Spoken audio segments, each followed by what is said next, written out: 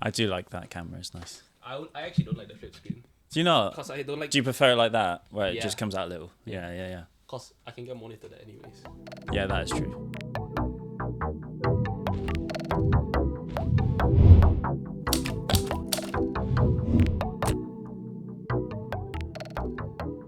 Hi everyone, welcome to another episode of the A.I.R podcast where we live and breathe creativity in hopes to share to all.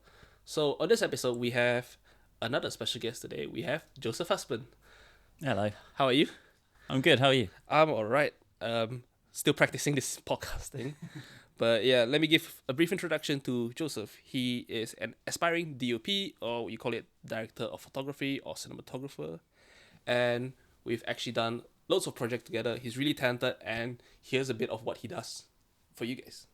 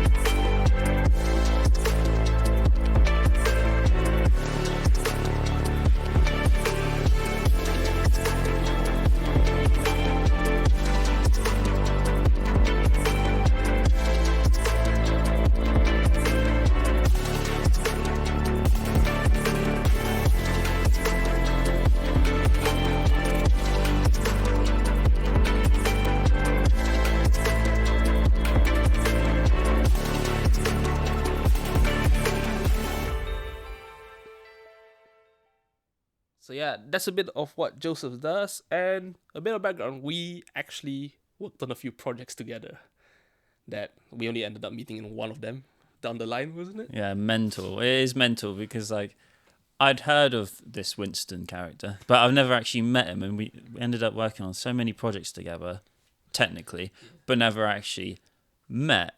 It's just so funny.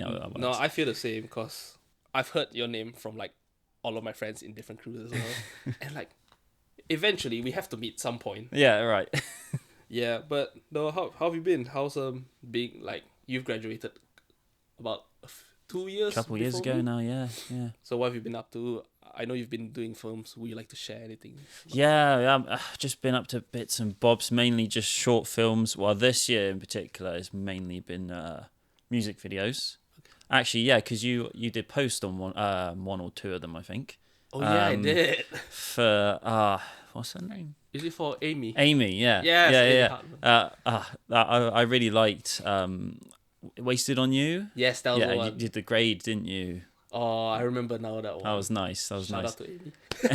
Yeah, right. Yeah. And Yuli. Shout out to Yuli. Yes. I love working with Yuli. I do like making music videos. They are good fun. I prefer to make short films because that's where my passion lies. Storytelling. But that's mainly what I've been doing this year, just music videos. And recently, about a month back, I made a short film called Radio. That's for a monthly competition. You can check that out on the... What is it called? It's on Instagram. Is it literally just a monthly film challenge or something? Yeah. Yeah. So we'll link it down in the description for you guys to have a watch. Yeah. Oh no, that's so cool. So like, obviously we'll talk about that more. But to start off with, what got you into film? Was it like something cinematography? Was something you always wanted to do, or? I would say this is going like proper deep into that question now. So like, what got me into film in the first place was probably my mum. Really? And that was literally just as simple as us watching films all the time when I was like, God knows how old. A newborn baby watching Lord of the Rings. No, but I've always loved films because it's my favorite type of art, and especially storytelling. And I've always told stories or written stories. I love writing as well. I probably got into, well, at least I probably thought, you know what, I'll give this a crack. Filmmaking itself, maybe 6 years ago, so a couple years before I went uni, I just picked up a camcorder. I got it on eBay and just started shooting stuff with mates, and that was good fun. And I thought, yeah, this is pretty cool. I might look deeper into this. And then I found cinematography, absolutely loved it, and I thought, yeah, I need to go film school. And then went Falmouth, and then and I learned all about cinematography. But it's ironic because I made the simple mistake, which a lot of people do when they love cinematography. They just solely think camera. Yes. But lighting is just as important. And I went to uni thinking camera. First year was essentially all that. But then second year, I was introduced to lighting, and I thought, Christ, yeah, this is cool. I love it. Yeah. And ever since, I've just mainly been doing more lighting than camera operating and stuff like that. So, yeah. That's a really interesting way, because for any one of you guys who don't know, cinematography is normally about planning the shots, but also they play a lot of lighting into it. Yeah. Cinematographers do so much work, and that's why I want to be an established cinematographer, because they essentially get the final say, along with the director, of course, and producer. But they get the creative decision, or they get to play with stuff. And my favorite DP is Roger Deakins, and I love watching him in videos and when he's talking about stuff, or even just listening to his podcast. He's just such a chill guy. His cinematography is beautiful, and his process on how he does things is just amazing. I love that man. Was it something like you grew up watching, or what were like some things that you watched growing up? See, it's ironic because what got me into cinematography wasn't actually a cinematographer, it was a director, Steven Spielberg. Okay. And I just loved his how do I say it? But I like, you watch any of his like peak films, and there's a lot of camera movement, or the blocking from the actors is so good, and he uses the camera to amplify it. And I just looked into it because I can't really see myself as a director. Who knows, maybe in the future, but right now, no.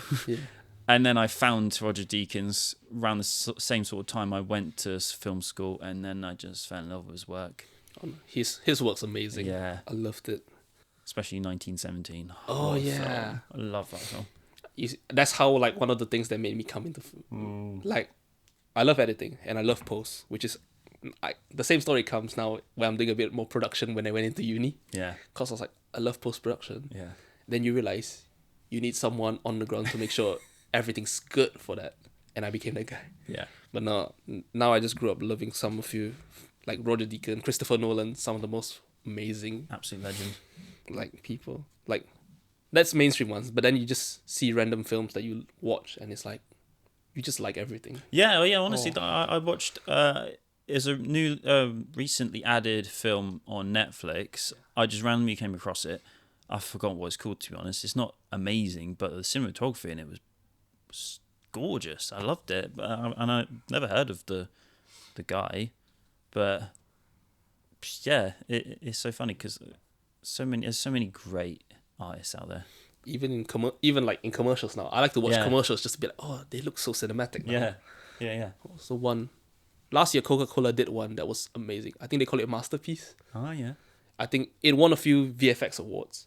So the story is like this guy, he's in an art gallery, he's like fatigued, and then all the different art pieces like passed around a Coca-Cola bottle to each other. Cool. And it changes so that you can see the Coke bottle change to different art piece styles, from like pointillism, paintings, to the point even like the statues like started moving just to pass him the bottle.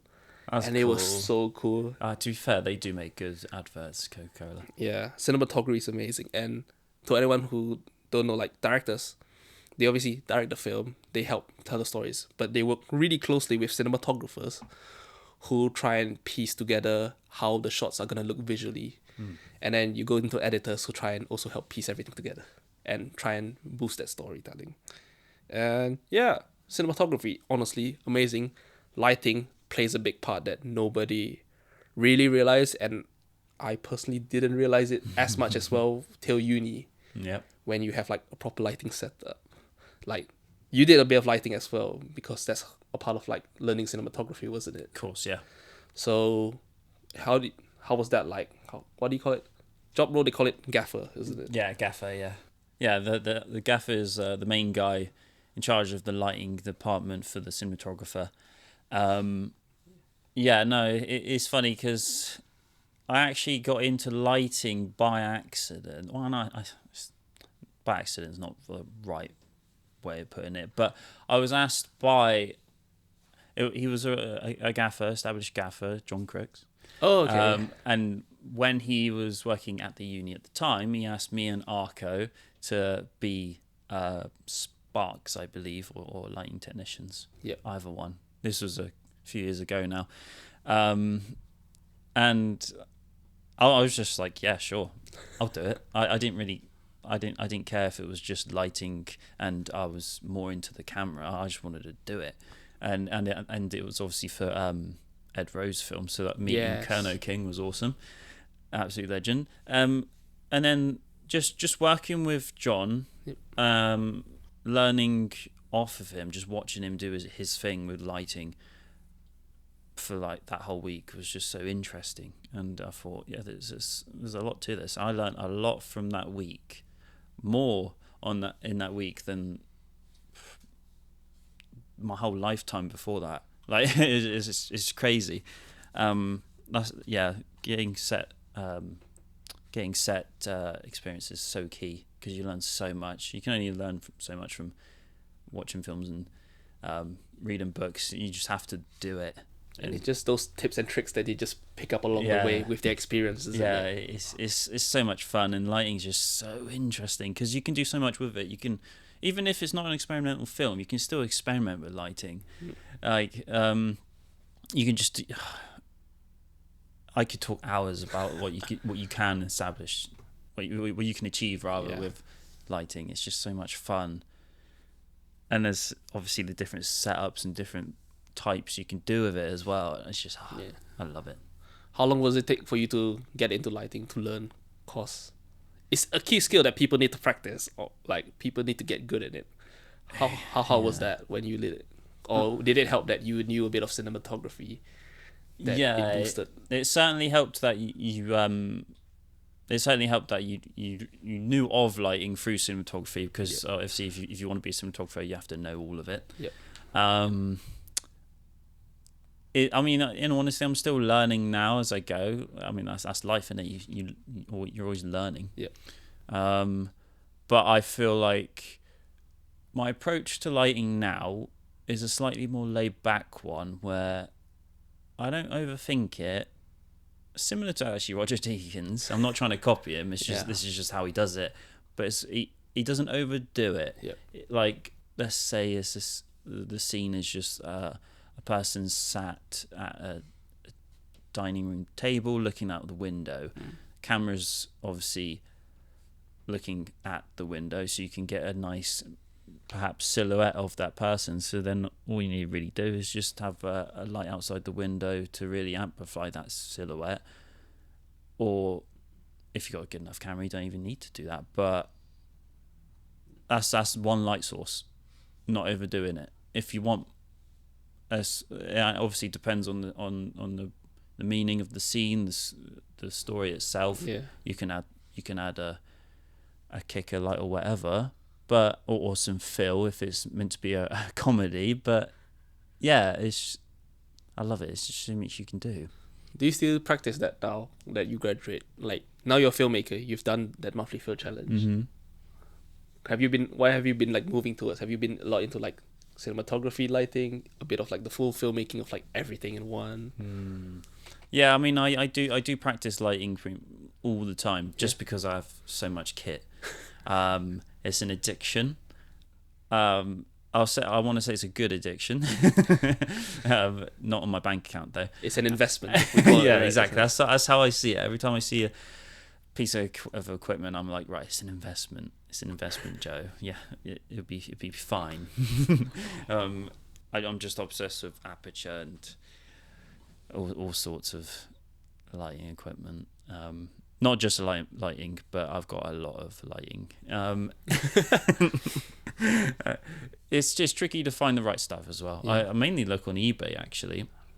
It's just like, or if you go on the auction tab, it's just a lot of the kit, mainly aperture or nanlight or whatever. It's just kit that people just don't want anymore. There's nothing wrong with it. Yeah. So, and yeah, I keep digressing. I with said kit, I do practice a lot because I love just setting up different setups and just trying different techniques. And I love having like a key light with some nice diffusion on it just in front. Maybe have like a Rembrandt-esque look, and then a light exactly opposite right behind, perhaps different color, slightly harsher. You got that on the neck and maybe on the chin and cheek, and it just gives such a nice look. I really like that look. It's probably my favorite alongside the silhouette. So simple. Was there something like you watch a film, cause now that we're in the creative world, we always have to watch film, keep getting inspired.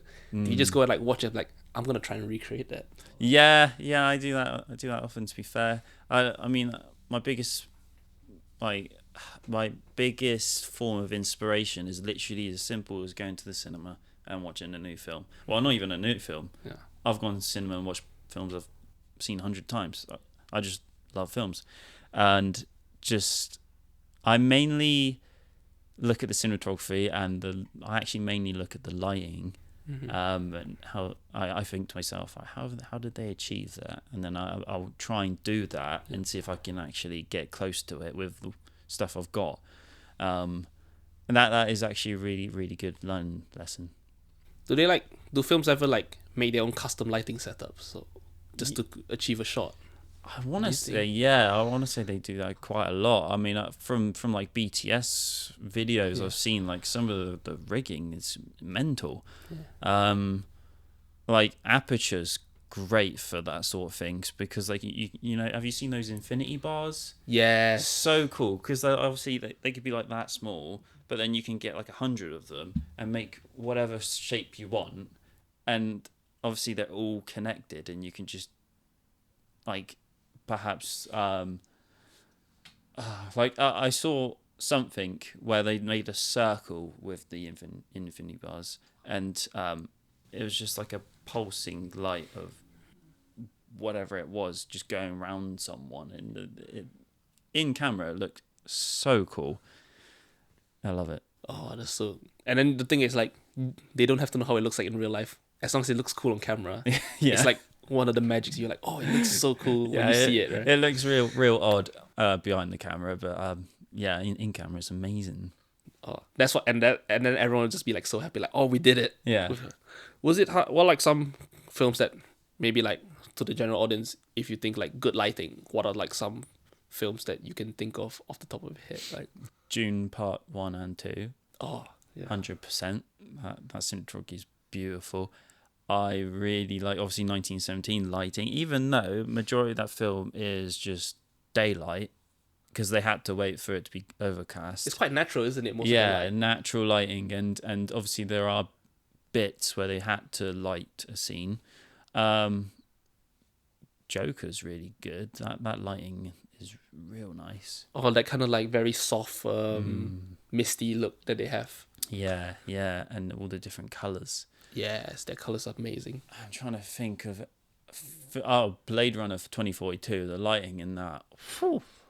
Even the colours they have. Yeah, the colour grading in that film is phenomenal. I'm trying to think any others that pop to mind, but they're the ones that immediately went to my head. Fun fact about 1917, because that's one of my favourite films now. Love it. Of like, I would say this modern time. Yeah. Like, spoilers if you guys haven't watched it, but there was a scene where they did the flares, right? And when they shot the flare out, So cool. So cool. do you know how they did, like, they use miniatures? Yeah. With like mini LED lights to like plan it. So And I was like, they went into like the miniature scale to plan the shot and Yeah. build a set of it. It's like, yeah. whoa. If I was good at miniature building, I would do that. I've seen people do that actually, like photographers. They do miniature photography and then they like use little LED and sets up. Yeah. A mate sent me a video not long back. It was literally this guy in his garage or office or whatever it was, just on a tabletop, made this like forest, and he added a bit of smoke, and he had like a macro lens, and he just swooped down and pretended it was like a drone or something through the woods, and it actually looked real. Yeah, I have friends who like, they do like automotive or like car photography. Yeah. And then a hobby back home is not, people love to collect cars, like either Hot Wheels or miniatures. Nice. And then they'll buy like backdrops and sets, like Japanese convenience stores, really good like modern set for cars, right? Cool. And then they like take a photo, add the lights there. It looks so cool. Yeah, I love it. It's so clever, and obviously that's what old filming techniques as well. They use that for Star Wars. Oh yeah, the backdrop painting. Yeah, I love that. It'd be cool if they sort of bring that back. Oh, I wish they had the Just like time to do it. Yeah, like mix that with modern technology. It looks so cool. I think that's what 1917 did, right? Because there's a lot of VFX in that, but they hide it so well. Oh yeah. And you can see why they won the Oscar for VFX, because Yeah, it's technically all one take, yeah. and Because it no one noticed it. yeah, exactly. Because I heard some people were like, "Oh, why'd that win like best CGI? Like, there's none in it." But that's how good it was. You just didn't know. Yeah, and also like you can tell when they cut to black, that's like your cuts and stuff. Like Yeah. they were very, very smart with that. Mm-hmm. And obviously, like, if you haven't, please watch it. I think it's a good film. 100%. Kind of exaggerated based on like a true story that they kind of ripped off, and made it like more Hollywood or blockbustery. But it's amazing. When I watched it, I was like, I love that. Yeah. I remember when I first watched it, like I was telling people how amazing it was. Perhaps I was a bit biased towards the cinematography, being a Roger Deakins fanboy. Yeah. But a lot of people were like, I just didn't really like it. I didn't get it. I was shocked. I was like, what? I watched it because I was a history like nerd. Yeah, like And it didn't feel like a long film, so you just kept going. yeah. Everything about it was great, and it was like even the acting was great, directing was great. Yeah. I don't get what was wrong with it. Nah. Then if not, you guys can watch the other cool films like Dune. Dune's amazing. Loved you. I need to watch that again. They just released a trailer for a TV show on HBO. Really? Coming out in November. It's called Dune Prophecy. Whoa. And it looks good. It looks good. I just love that world. I can't wait. Do you know that Dune, like, they use like really old lenses to house it? Yeah. More fun fact. Oh, yeah, it reminds me. The Batman, the lighting in that, beautiful. The new one with Robert Pattinson.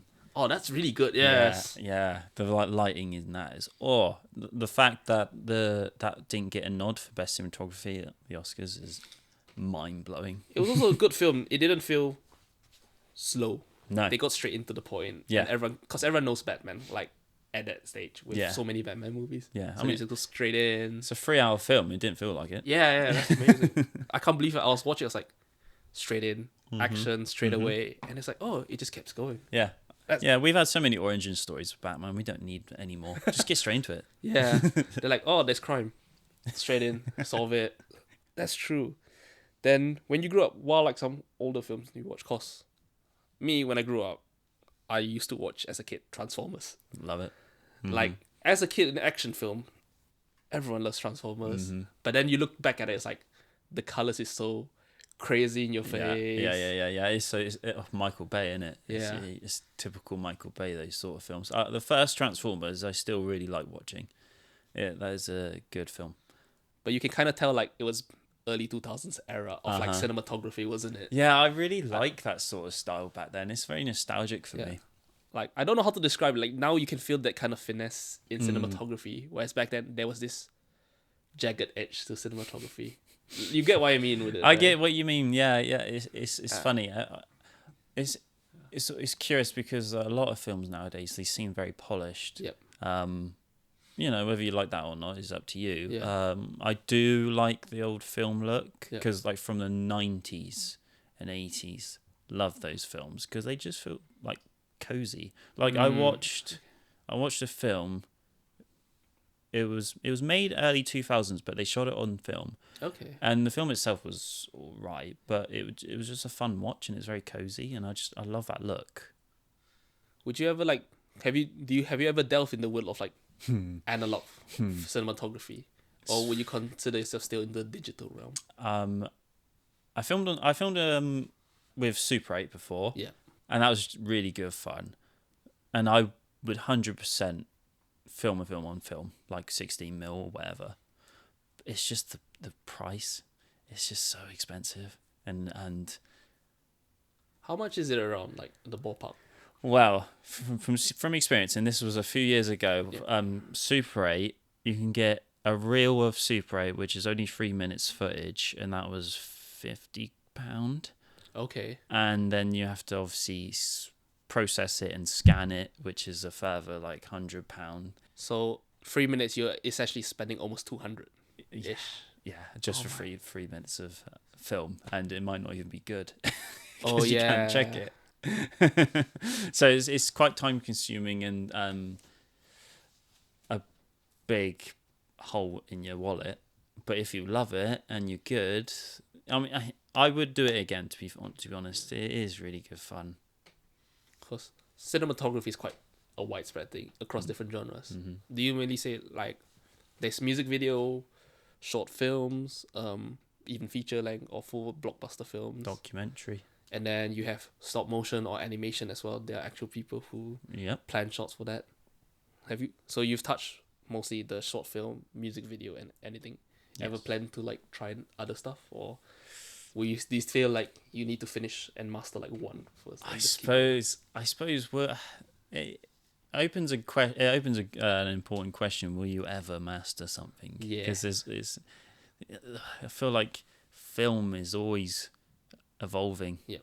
Every like year, and same with cinematography. Like you get, obviously the techniques will pretty much stay the same no matter what, but the gear and the way you might do things and or just think about it will change slightly. And I mean, I do like animated films. Yep. Learning that would be cool. But I 100% want to somewhat master live action. I mean, I've only been doing short films. As far as films are concerned, I've only been really doing short films, and I will really want to venture into feature. That would be cool. And feature lengths are like at least 90 minutes, right? Yeah, at That's least like, 90 or 80. Yeah. And then short is like anywhere between 1 and 20, maybe. Yeah, because you can even have like micro shots, which are like 60 seconds, 30, Yeah. 60 seconds. Then you have like short film goes to there. Then, oh, that's amazing. I'm trying to. Yeah, I just lost my train of thought of what I was about to ask. Oh, yes. You were mentioning about gear. I think anyone in the creative industry will always ask, and especially for the public, does gear actually matter? Like, I feel like as long as you know what you're doing, Yeah. you can probably, obviously depending on what it is you're shooting, yeah. but you can, as long as you know what you're doing, you could probably figure it out. Even if it's just a bulb from B&Q, Yeah. you spray a bit of paint on it to give it a different colour. Yeah. You put it into the socket up there and put like something to diffuse it in front of it if you want a softer look, and it'll probably give you just as good look than a £300 light. Yeah. It just all depends. And it's actually quite fun having limitations because it really pushes your creativity boundary. Because I always say, like, gear doesn't matter, but it's always good to have the right gear for the right job. Yeah. But, like, once, I don't know, I've seen, like, you've seen some of the best feature films on, like, some of the most expensive cameras. Yeah, ridiculous stuff. And you've seen, like, short films with, like, slightly budget. But the margin for difference is actually quite minute. It's like people just pixel peep it. So it shows you can actually create stuff with like whatever gear you have. Even phones now are crazy. Oh yeah. Like the new iPhone's mental. What Um, they made a film called 29 years later or something. yeah. Shot on iPhone 15. It's actually nuts. And obviously, you watched that Potato Jet video, didn't you? When he interviewed that DP, and there was he had that rig for the iPhone. Yes, when he made like all the different commercials and short Yeah, films. yeah, so cool. Like it's really cool that you can just have a tiny little thing like that, and you can make something awesome. And it actually goes to show that as long as you know what you're doing, you can use pretty much whatever. Because he used the phone and made it look great because he knew how to light. That's true, and he knew what gear you needed Yeah. as well. Yeah, Because it's not only just the camera; it's like everything else to build the whole scene around it, isn't it? yeah, And if you see like sound's important, lights important, camera, even the set dressing, everything. Yeah. Somehow everything plays a part in it, and yeah. if you do all of that well, that's Yeah, it. it's funny because you know that there's always that saying where if a film looks rubbish but the sound is good, it can pass. But if the sound's rubbish and it looks great, it's going to be a terrible film. Yeah, When it comes to cinematography, I've always felt if the camera's average but the lighting's perfect, yeah. you'll be fine. But if the camera's like insane and the lighting's really bad, it's going to be awful. Because you can't save like someone's harsh light like that. Yeah, that's really true. And the thing is with lighting as well, there's so many different types of lighting equipment because you've obviously got LED, which is great nowadays. Yeah. So many different types of LED as well. You got tungsten lighting, you got HMI lighting, and they all do different things. But LED is really leading the way nowadays, and I like it because obviously it's more environmentally friendly. Yeah, it saves a lot of power as well. Oh yeah. Even they call it the LED screens that they use for live sets, Yes. live projections. Right? Yeah, so cool. I would love to see that in person. Is there another dream where you can do live action, real life lighting in that? Yeah. I've got like I've got a shot in my brain that I've had for ages where it's just as simple as two people talking in a car, and I'd love to have that LED screen where you can just have a sunset right behind them, and you can control it because obviously shooting with a real sunset, you really know what you have to do, you really know what you have to do because obviously you ain't got a lot of time. And also location, because the sunset's like on a certain direction. You have to position it right. Yeah. And knowing you're like you'll get to location, hopefully the sunset will be there, and it just starts raining, you don't see it. Only in the UK you can see this problem. So that's interesting. But like obviously you speak about stuff like what's like we go into filmmaking, right? How's that like for you as well? Because you've dived into it. Is that something you like doing? Do you write? You mentioned about like making a film where you write scripts. Yeah, I love writing. Always have. Before I found cinematography, I was writing.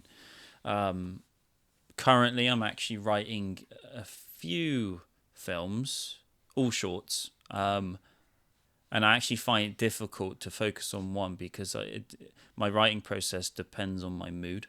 Okay. And all three films are very like drastically different to one another. So like if one day I'm in a sci-fi mood, I'll hop onto this one, or one day I'm in like a, I'll watch La La Land and be in that sort of mind frame, and I'll think, all right, I'll write this one now, and it's just like there's no time frame when I'll get them done, because they'll be done when they're done. I want to do the story right. But it's good when you have the right emotion. So Exactly. you can imprint it into script, is it? Exactly. Yeah. It all depends on my mind frame and emotion on the day, and then I'll just like sit down and contribute to that story. And I always know how a film starts and ends. It's just that middle part.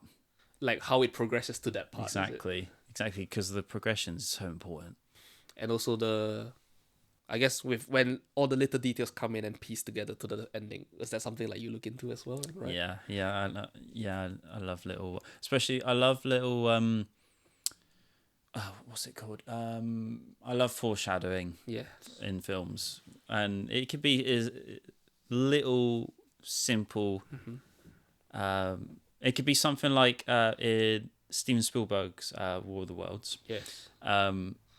at the very beginning when the daughter gets a splinter in her finger, and then the dad's like, "Oh, let me just get it out for you," and she's like, "No, it'll just go when it's ready," and it's just a little nod, a good bit of foreshadowing for what actually happens in the film with the aliens, with the disease and I whatnot. get it. Yeah, it's just brilliant. I didn't know that. Yeah, It's like it's so such a small detail. Now yeah, you look at exactly. it. Like Steven Spielberg does so much foreshadowing, and that's why I love his films. Because my favorite foreshadowing in any film is in Jurassic Park, the first one, at the very beginning, when Alan Grant,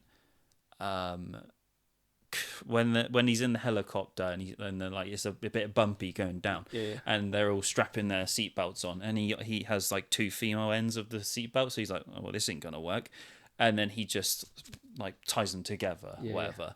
And that's a nice bit of foreshadowing for later when Jeff Goldblum's character says life finds a way, and obviously it does find a way, because later on in the film again, all these female dinosaurs are finding a way and just laying eggs, and then it's just brilliant, really, because Was that actually a thing? The fact that the female ends on a seatbelt were part of that. Yeah. Oh my god. Yes, he's such a master of the craft. So I love watching his films. The fact to do that in a whole like hour plus 2 hour blockbuster, and then just think of like, I want this detail to foreshadow. That's crazy. Yeah, that the little detail of just two female ends of a seatbelt just give you the plot of the entire film to come. And then like, you have to plan for that as well. Because if you need to feature a foreshadow, it has to be done like naturally, isn't it? Yeah, exactly. I love foreshadowing when I'm writing. I'm just thinking, if I ever edit a film and then like, we need this detail there to be obvious because it's supposed to make a meaning. Yeah, exactly. I think maybe that's what people to realize. Like, you don't know how much hidden details or hidden meanings are there in every shot they do. Exactly, and it's so funny because I love foreshadowing so much in films. Whenever there's like a detail, like a close up of something random shown in a film, I take note of it just because hopefully it makes sense later down the line. If it doesn't make sense and they just put that in there for no reason, it annoys me. So like, even if like they are just writing a random letter, maybe the pen or something makes a meaning. Yeah, exactly. Oh, that's crazy. Like, I do love details as well. Like Steven Spielberg's Saving Private Ryan. When I first watched it, what a film! Like in the beginning, there's so many spoilers in this episode. I'm so sorry. Like when they were obviously like fighting on the beach and they had to they shoot like soldiers and killed each other. When two soldiers were speaking, like I didn't understand any European language. I grew up speaking English, so I just thought that's just like chatter, but it actually is them saying they are Czech. Because back then Germans used to convert like a lot of like captured Eastern European like men to fight for them. So them saying don't shoot us, we're Czech. Yeah. Because just to get shot, it just shows like, yeah, these things are real. People will get like, it shows the true like horrors of war. Yep. And a lot of things like simulated amazingly well, like seasickness, how people get shot, like how some people survive because they just got really lucky, like, and it just shows this expansive landscape. And I was like, film can be crazy, but people do take a lot of time in it, and art, no matter what, is something you perfect for a long time. Exactly. But yeah, what are your next plans then? I know you're still script writing, you're practicing. Any cool things you can share for us? I mean, currently right now, aside the writing, A Walk in the Park should be out relatively soonish. I say that it's still in post now, but I believe they're doing the color grade. Do you maybe wanna a bit. Do you want to share about A Walk in the Park? Yes. Did you walk on a walk? Did you? I wasn't in that one. That's why. Got in. So, Walk in the Park, filmed it. When did I film that? Filmed that in May this year with Connor Pearson and Art Evans, great guys. And we filmed that at Tahiti, not too far from here in Cornwall. It's literally just a comedy short based on a fun run. Like two of the main characters are a bit competitive, Yep. and it just goes on their journey on this fun run as they're trying to beat each other, and it was good fun to make. And we filmed with such awesome kit. I filmed with the Ronin 4D. Oh, for that really? film. Such a cool camera. I love it. Yeah, and I haven't actually seen anything for it, but Connor said to me a couple of weeks ago that still in post, but we might see the first cut soon. Yes. So, yeah, definitely look out for that, because I'm sure it'll go into the film festival run soon. So. And we also have a web series coming out that we worked on together as well. Yes, yes. Never Meet Your Heroes. Never Meet Your Heroes with. I'm terrible in names. It's Georgia, is it? Georgia. And it's her sister, so Abby. Yes. Yes. Georgia and Abby. Yes, Never Meet Your Heroes. They wrote that together. I'm looking forward to seeing that as well. Then more projects coming up soon as well. Yeah. In the works.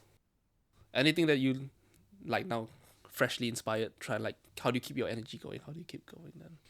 Cause to keep doing it is like not easy as well, isn't it? I suppose the best way to just keep at it is if you're passionate about it. Yeah. Because if you're not, then why do it?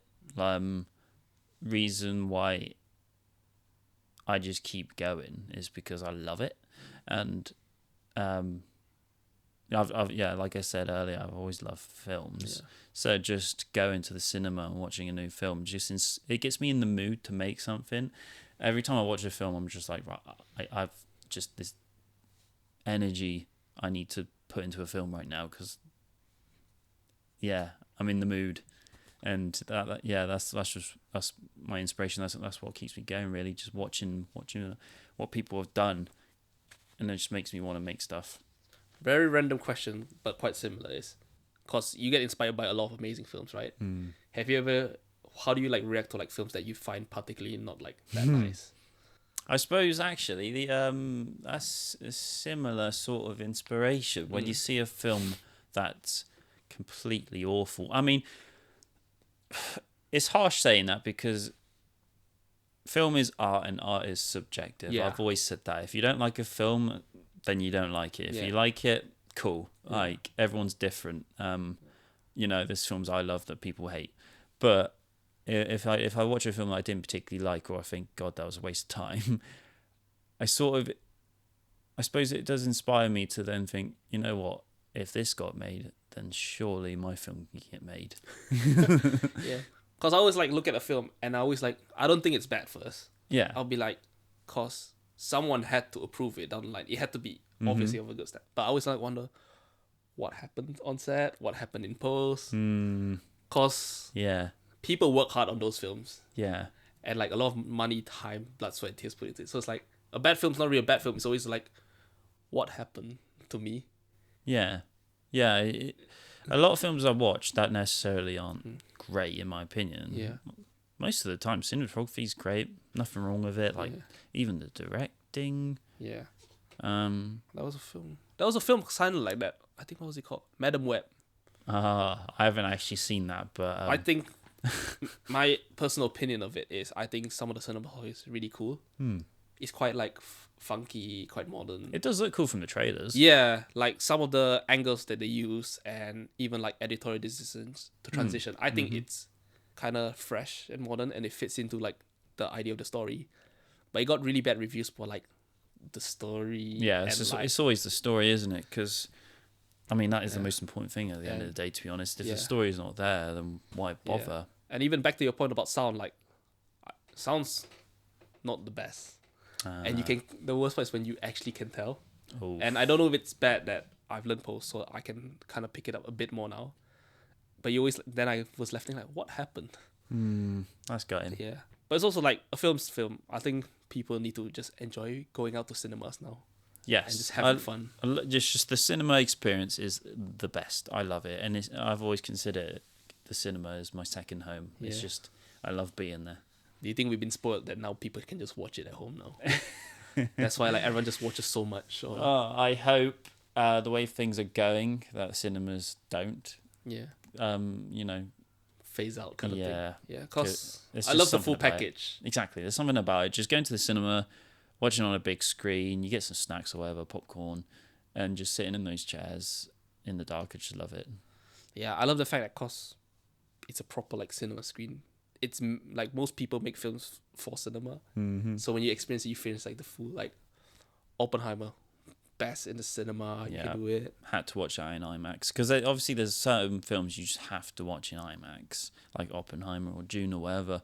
And then there's just certain films, say I'm watching a comedy, and I think I'm just gonna, because I have like a set list of cinemas I like to go to depending on the film. So if it's if I want to watch it in IMAX, I'll go Cineworld because they got a great screen. Yes. And sound. It's not just the screen; it's the sound as well. Yes. But if it's say a 20th anniversary of Shaun of the Dead, which is just released, yes, I'll just go to a nice chill cinema. Everyman Cinema is great, where they just have settees like this, or an armchair, table next to you for table service food, and it's the screen. It's not that big, but it's just luxury. It's just fun. It's nice and chill. So yeah, I love it. Oh, honestly, film, cool. And also like it's the fact that if you keep making it, you enjoy it. Hopefully, like you get to watch that people do it because we love to. And yeah, as we're slowly wrapping it up, any questions? Anything else you want to talk about? Like,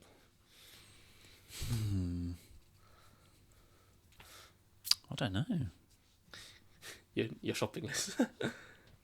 God, my shopping list is massive. Filmmaker shopping list is always crazy. Yeah, it's one of those things where it starts off all right, and you tick off a few boxes, tick off a few items, and then it just keeps growing and growing. The more equipment you find, it's just an endless cycle. It's always eBay for you though. Always eBay.